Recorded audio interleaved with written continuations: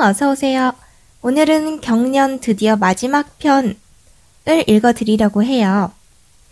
오늘부터는 아마 오디오 상태가 괜찮을 거라고 생각해요. 왜냐면 아주 많은 시행착오를 겪은 끝에 드디어 마음에 드는 방식으로 정착을 했기 때문이에요.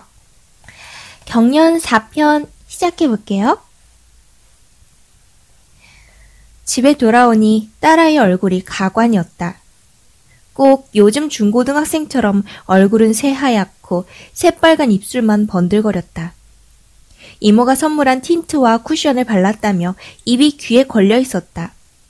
진아가 왔다 간 모양이었다. 얘는 연락도 없이. 아니야, 나한테 전화하고 온 건데? 엄마 이거 봐봐. 아이가 숨이 넘어가듯이 나를 제 방으로 끌고 들어갔다. 창문과 벽면, 책장에도 좋아하는 아이돌의 포스터가 정신없이 붙어 있었다. 딸아이 책상에는 열쇠고리, 이름표, 부채, 노트 등 아이돌 굿즈가 잔뜩 쌓여 있고 그렇게 가지고 싶다고 노래를 부르던 응원봉과 캐릭터 인형까지 멤버 수대로 놓여 있었다. 딸아이가 흥분할 만했다. 엄마, 이모는 멤버들 이름까지 다 알더라? 엄마는 내 최애가 누군지 또 까먹었지? 정한? 우지? 아니, 번온이라고 몇 번을 말해. 역시 이모가 대단해. 열쇠고리랑 포스터 전부 다 번온 걸로 골라왔잖아? 그렇게 좋아? 그럼! 넌 아이돌이나 따라다니면서 화장이나 하는 골빈 여자애 겠구나. 엄마, 이모는 글쎄 멤버들 이름도 다 외웠더라. 난 내 이름도 잊어버릴 때가 매일인데. 참, 이모 이번에는 브라질 간대. 엄마한테 문자 한다고 했는데 받았어? 확인하지 않은 메시지 하나가 깜빡거렸다. 한동안 안 들어올 거라 얼굴이나 보려고 갔다가 세은이만 보고 왔어. 엄마는 자기가 뭘 좋아하는지도 모른다더라. 애랑 대화 좀 하세요. 엄마는 요즘 이혼하겠다고 성화야. 혼자 속 끓이지 말고 결혼한 언니랑 상의해보라 그랬어. 만약 진짜로 엄마 이혼하거든? 우리 파티라도 하자. 난 내일 새벽 비행기야. 연락 안 돼도 걱정 마. 알아서 잘 살 테니까. 세훈이는 못 봐서 책상 위에 용돈만 두고 왔어. 내가 좀 멋진 이모지. 짜오! 나와 진아가 아주 다르게 살아가는 건 그저 아주 다른 선택을 했기 때문이었다. 세상의 통념에 따라가지 않은 진아의 선택만 옳은 것이 아니듯 내가 의심 없이 결혼과 출산을 선택한 것은 미숙하고 게을러서가 아니었다. 통념에 의문을 품지 않고 기혼 여성이 된 것을 잘못된 판단이었다고 자책할 필요도 없었다. 이제는 진아의 삶을 흠모하고 싶지 않았다. 문자를 다 읽은 핸드폰을 침대 위로 던져버렸다. 누군 좋은 이모 할 줄 몰라서 안 하니. 자기 한 몸만 겨우 거둘 줄 아는 게 어디 언니한테. 딸아이가 방문 옆에서 나를 지켜보고 있었다. 손에 쥔 응원봉이 번쩍번쩍 요란하게 빛났다. 내가 또 소리를 내서 혼잣말을 했던가. 엄마한테 할 말 있어? 딸아이가 고개를 가로저었다. 옷을 갈아입고 화장을 지우는 나를 가만히 쳐다보던 딸아이가 조심스럽게 물었다. 엄마, 피곤해? 아니. 기분 안 좋은 일 있었어? 조금. 아, 그럼 방해 안 할게.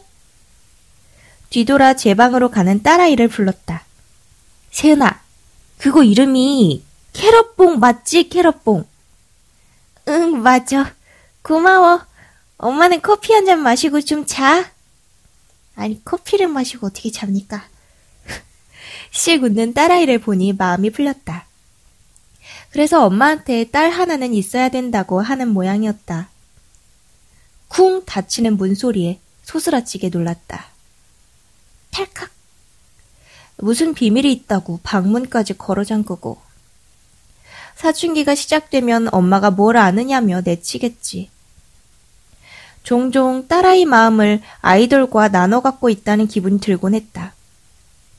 나의 지분은 앞으로 점점 더 사라지겠지.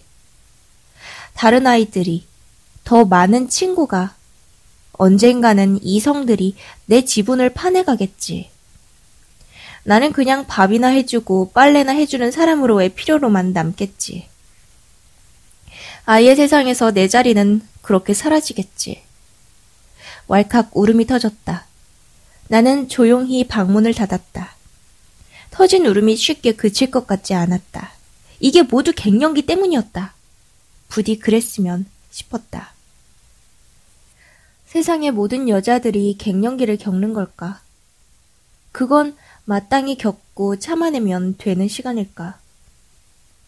폭풍우가 지나가길 바라는 마음으로 석류 음료나 마시면서 호르몬제와 여성 비타민제를 찾아 먹고 어떻게든 친구들을 만나 맛집을 돌아다니다 보면 이 시기는 끝나는 걸까? 그래도 끝까지 자기 할 일은 해내다 사라지겠다는 듯 날짜가 되니 생리는 시작되었다. 양도 적은데다가 색도 선명하지 않은 생리혈을 내려다보니 어쩐지 맥이 빠졌다. 요즘은 폐경이라는 말을 안 쓴다더니 이렇게 시들거리다 말 것을 완경이라고 불러도 되는 것인지 의아할 지경이었다. 묵직했던 아랫배와 뭉친 가슴이 어느새 물살처럼 출렁였다. 그날 저녁 남편과 아들아이는 땀에 절어 귀가했다.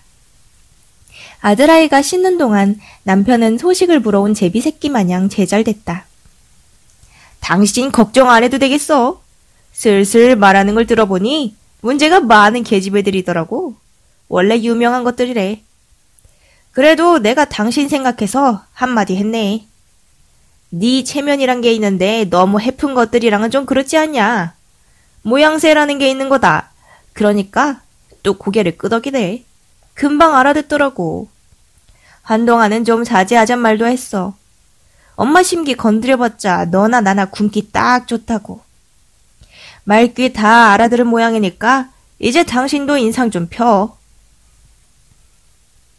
샴푸 냄새를 풍기는 젖은 머리로 식탁에 마주 앉은 남편과 아들아이는 서로의 몸을 툭툭 쳐가면서 키득거렸다. 남편과 아들아이가 저렇게 거리낌 없이 웃는 모습을 보는 것이 점점 더 불편했고 불쾌했다. 풀어야 할 문제는 아들의 체면과 나의 심기가 아니었다. 나는 여자애들의 이름이 적힌 메모지를 쥐고 식탁 앞에 앉았다. 남편의 동의가 없어도 아들아이가 수긍을 하지 않아도 나는 할 말을 할 참이었다. 그때 화장실에서 딸아이가 소리를 질렀다. 엄마! 엄마! 딸아이는 검붉은 얼룩이 묻은 팬티를 벗어든 채 울먹이고 있었다. 초경이었다. 두 다리를 어정쩡하게 벌린 채 서 있는 아이를 일단 다시 변기에 앉히고 허벅지 안쪽에 묻은 핏자국을 닦아주었다.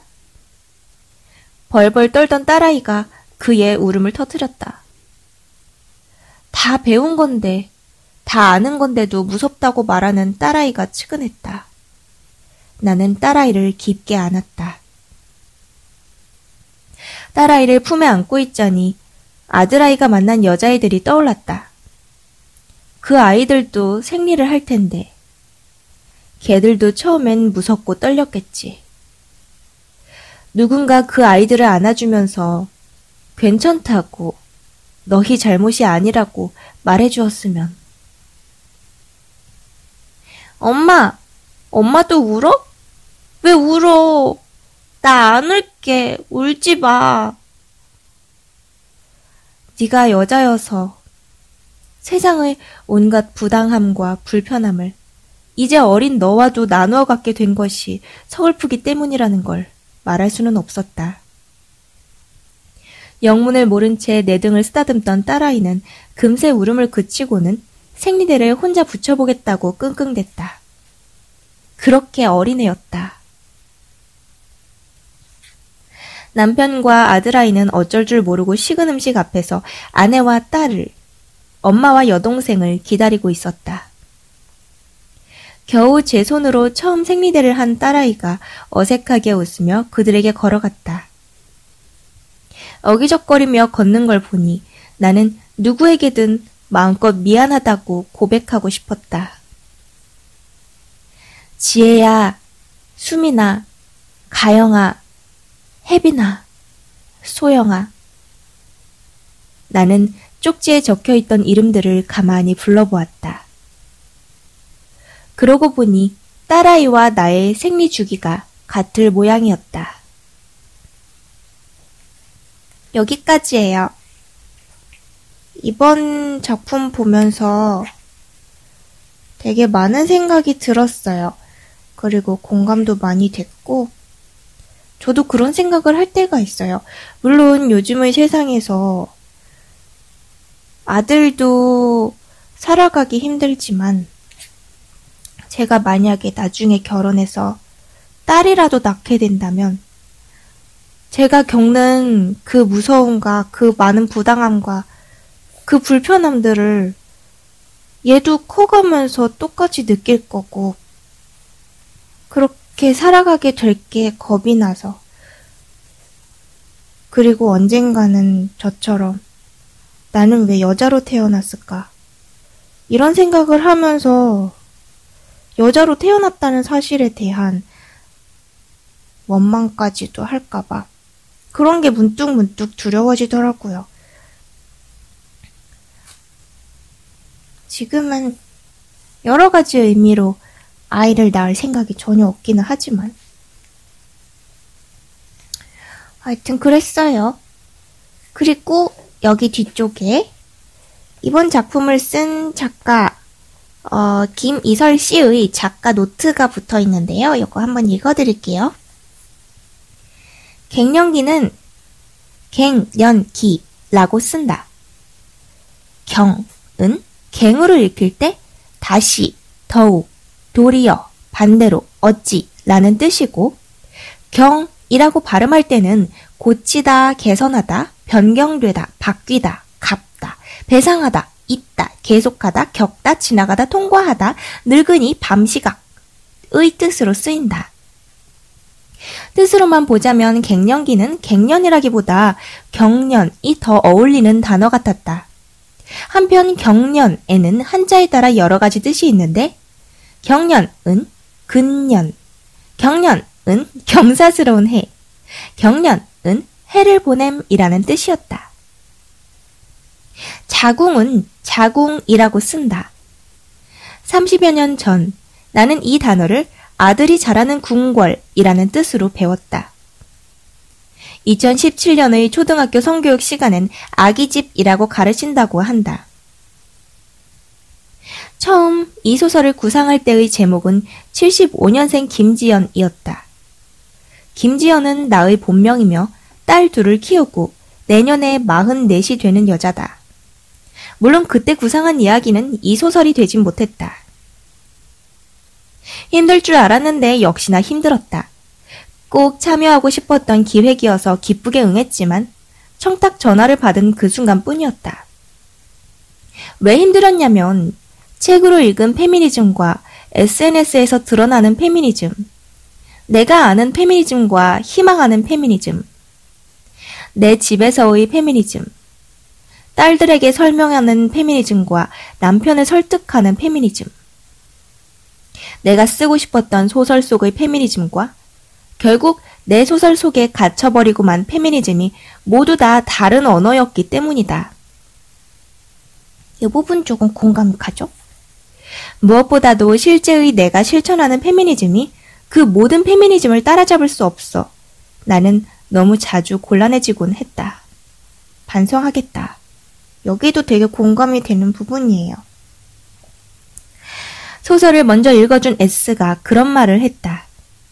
여적여, 여적담 만들지 말고 처연하고 청승맞은 페미니즘도 지향합시다. 무엇보다도 나 역시 바랐던 바.